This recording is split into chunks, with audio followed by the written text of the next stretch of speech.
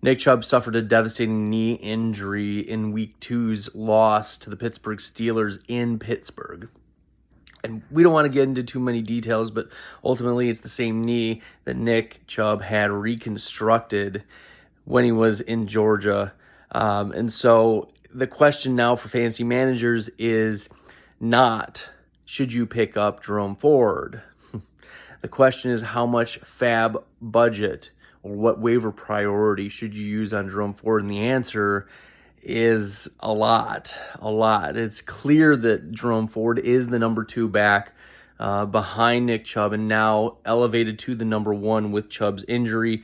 Against the Steelers, he handled 16 carries, rushed for over 100 yards, had a big 69-yard rush. He was vultured at the goal line, but Jerome Ford is the running back you want. He was a 5th-round pick out of University of Cincinnati, been waiting in the wings, and while he may not be the superb athlete, not 2nd-round draft capital, he's not an extreme athlete. The Browns have liked him the entirety of the offseason.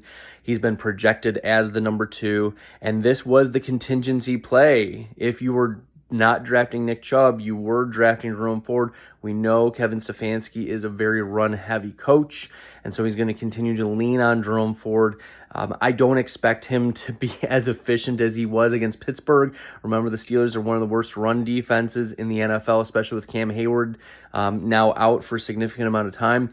So I wouldn't expect significant efficiency, but you should expect running back 2 volume from Jerome Ford moving forward, and that's one of the reasons why we need to be aggressive in our fab bids. Many fantasy managers burned all of their fab on Puka Nacua last week. That was a great burn, but it just means this next week there are fewer competitors for your Jerome Ford fab bids, so you should be very aggressive. We're talking 75 plus. Could be all the way to 100% of your fab bid for Jerome Ford. Remember, this is a week-to-week game, and you need to be able to win this week. It might put you away until and